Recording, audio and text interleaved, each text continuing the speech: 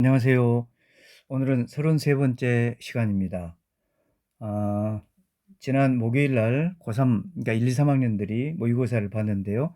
특히 고3 학생들은 6월과 9월에 평가원에서 주관하는 모의고사를 치르고 그거를 이제 입시에 활용하기 위해서 엄청 노력을 해왔습니다.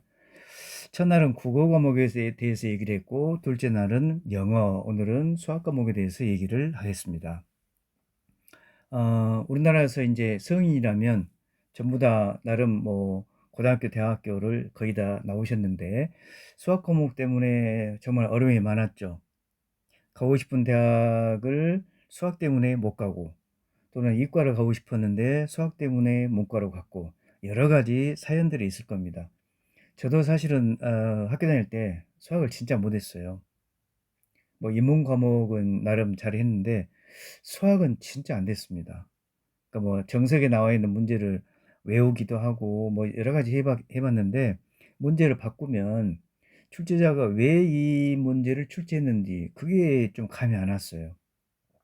그러니까 뭐 식을 세우기도 힘들었고 식이 세워지지 않았기 때문에 당연히 정답이 될 수가 없죠. 그래서 이제 대학에 들어가가지고 1학년 때는 보통 교양 과목을 많이 하잖아요.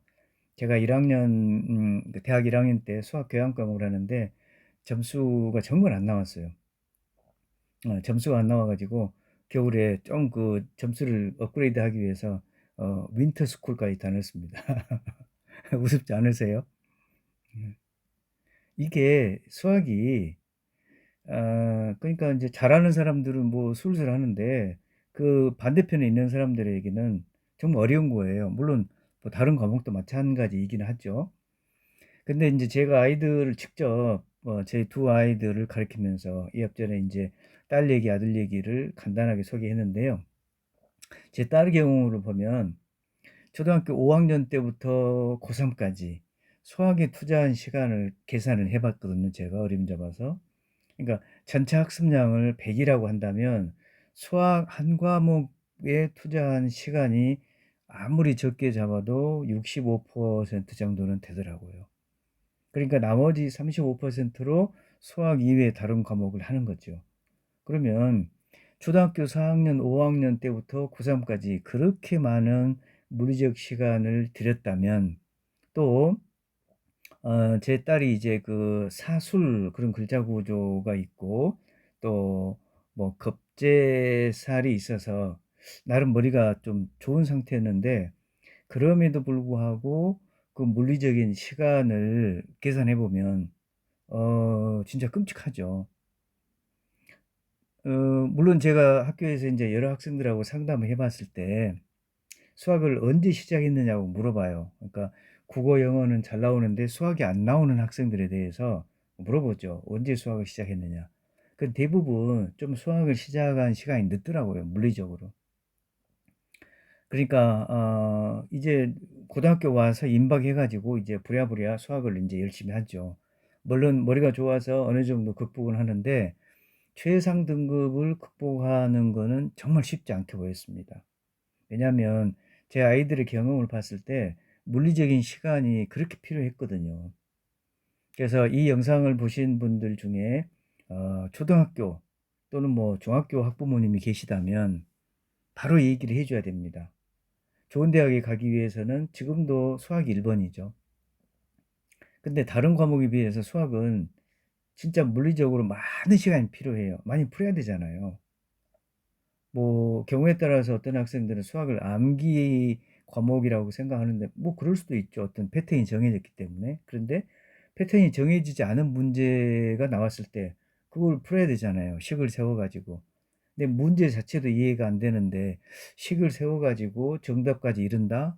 쉽지 않습니다. 그래서 그 얘기를 꼭 하고 싶어요. 물론 뭐 이 학생이 왜 수학을 잘했다, 뭐 어떤 선천적인 두뇌가 있다 이런 얘기도 제가 지금 하지만 지금 입시를 준비하는 학생 또는 학부모라면 명심해야 될 게 수학은 가장 시간이 많이 든다는 거죠. 그런데 그 시기를 놓쳐버리고 막 중학교 한 3학년 때 또는 뭐 간신히 고등학교 들어와 가지고 수학을 시작한다면 이게 쉽지 않습니다. 그 얘기를 꼭 해드리고 싶어요. 물론 선천적으로 타고난 두뇌는 정말 필요합니다, 수학 과목에 대해서. 그런데 후천적으로 이 학생이 머리만 믿고 노력을 안 했다면 그 물리적인 공간을 어떻게 보충할 그런 기회는, 보충할 방법은 많지 않죠. 부단히 문제를 진짜 많이 풀어봐야 됩니다. 선천적 에너지 물론 중요하죠. 근데 못지않게 이 선천적 에너지가 발현될 수 있도록 후천적으로 노력하는 거, 이거는 이제 개인의 몫일 수도 있고 부모님의 몫일 수도 있습니다. 자, 오늘 학생의 사주는 국어 영어는 좋은데 수학이 상대적으로 아주 안 좋은 그 학생을 소개하겠습니다. 이 학생은요,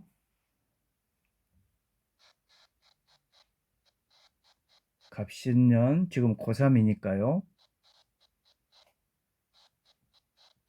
갑술월,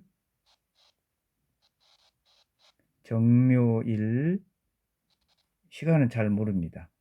이런 학생의 사주입니다. 예, 이 학생의 사주 구조를 보면 첫 번째 정갑 구조가 보이죠.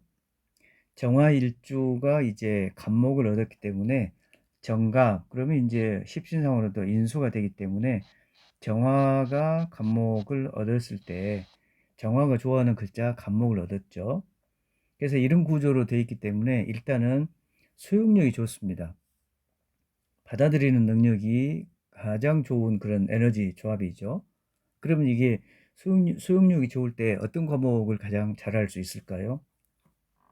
예, 확실합니다. 예, 국어를 가장 잘할 수 있는 구조적인 사주가 되었습니다. 두 번째는 어떤 글자가 보이시나요? 여기 신자진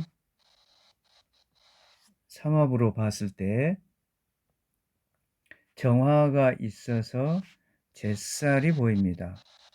그러니까 그러니까 머리가 좋다라고 하는 개념이, 제가 쭉 임상을 해보니까요, 겁살과 잿살이 있다면 잿살이 훨씬 좋았습니다.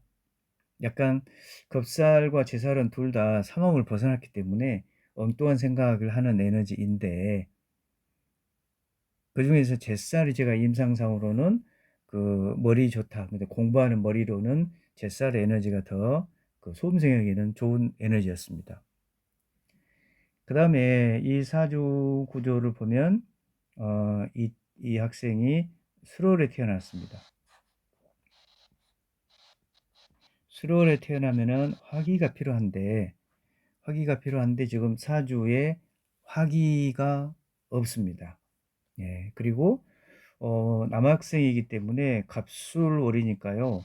술해자 초 이렇게 대운이 가기 때문에 화기가 지금 없는 상태인데, 지지에서 묘술합 이렇게 돼 있어 가지고 화기를 만들기 때문에 그나마 다행이다 이런 생각이 듭니다. 물론 정화도 있긴 한데 수월이기 때문에 화기가 묘술합 이렇게 되고 정화도 일정 부분 도움을 주는 그런 구조입니다. 그 다음에 네 번째는 이제 묘목이 있기 때문에 응용력이 좋다 이런 얘기를 계속 했죠. 예, 응용력이 좋으면 학생의 그 사고의 확산이 많이 이루어지기 때문에 가끔 엉뚱한 얘기도 하는데, 일단 뭐 공부에는 필요한 에너지죠. 공부가 무슨 FM대로 문제가 계속 주어지는 것도 아니고 경우에 따라서는 생뚱맞은 문제를 또 출제하기도 하니까요. 자, 그러면 이 학생이 그리고 이제 정묘간지가 보입니다. 예. 정묘간지는 이것도 그 잿살 간지에 해당이 되죠. 예. 정화가 이제 사유축 삼합이기 때문에 정묘간지도 굉장히 머리 좋은 총명한 글자 간지 구조가 됩니다. 이렇게 정리를 해보면 이 학생은 머리가 좋은 거는 분명해 보입니다. 예, 정갑 구조가 있고 잿살도 있고 스롤의 또 시공도 화기가 나름 조성되고 또 묘 응용 에너지에다가 정묘 총명 간지 나름 뭐 공부를 잘할 수 있는 여러 가지 조건이 있습니다. 그럼에도 불구하고 이 학생이 성적이 어떻게 나왔냐면 142 6월 모의고사 결과 이렇게 나왔습니다. 그러니까 1이 국어이고 2가 영어이고 수학은 4등급에 해당이 됩니다. 그러면 왜 이 학생이 수학 4등급이 나왔을까를 생각해 보면 우리가 지금까지 수학을 잘하는 그 조건이 임정기, 집중 에너지가 있는지 요거를 확인했고요.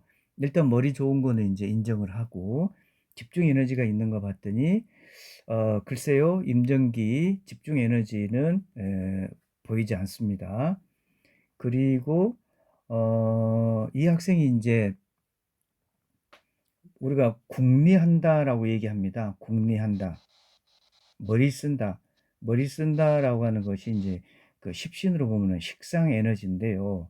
이 구조에서는 이제 그 술토가 토에 해당이 되죠. 그런데 이 수토를 보면 이 갑술이 되어 가지고 갑목의 영향을 많이 받고 있죠. 그리고 사주 전체가 이 갑목이 많아서 이 술토의 기운이 굉장히 약화되어 있습니다. 그러니까 본인이 머리 쓴다고는 하는데 그 에너지가 좀 부족한 상태이고요. 그 다음에 수학을 잘하려면 일단 십신으로 오면은 재성이 나름 잘 갖춰져야 되는데 여기에서는 지금 이 신금 갑신이기 때문에 연지에 신금이 있습니다. 그러면 정화를 기준으로 연지를 보면 편재에 해당이 되는데요. 이 같은 재상이라고 해도 정제의 경우는 꼼꼼하게 계산을 잘 할 수 있고 또 편제의 경우에는 도형이나 이렇게 공간 감각을 잘 활용할 수 있는데 이 구조에서는 계산 능력이 떨어진 그러니까 수학은 기본적으로 계산이 잘 돼야 되죠. 그러니까 계산을 잘하기 위해서는 부지런히 연습을 해가지고 계산 속도도 높여야 되고 정확성도 높여야 되는데 그 에너지들이 부족하기 때문에 지금 국어 영어에 비해서 수학 성적이 떨어진다. 저는 그렇게 오늘 진단을 했습니다. 자, 오늘 제가 강조할 점은 수학은 시간이 정말 많이 든다는 것이죠. 그래서 주변 학생들에게 수학을 잘하려면 저학년 때부터 빨리빨리 시작해라 이런 말씀 드리고 싶고요. 그리고 답이 나올 때까지 계속 문제를 이렇게 생각해 보고 저렇게 생각해 보고 머리를 써야 되죠. 근데 머리 좋은 학생들이 머리는 안 써요. 그러니까 어떻게 보면은 이게 뭐라고 하죠? 머리 좋은 학생이 머리도 쓰고 그러면 머리도 좋은 학생이 머리도 써가지고 머리를 많이 써가지고 성적이 좋다. 그럼 뭐 다른 친구들 입장에서는 미칠 지경이죠. 그런데 대부분 보면 머리 좋은 학생들이 머리 좋은 거를 믿고 머리를 쓰지 않아요. 머리를 쓴다라고 하는 거는 궁리하는 에너지이거든요. 예, 수학을 잘하기 위해서 어떤 조건을 갖춰야 되는지 생각할 수 있는 그런 사주 구조였습니다. 오늘은 여기서 마치겠습니다. 감사합니다.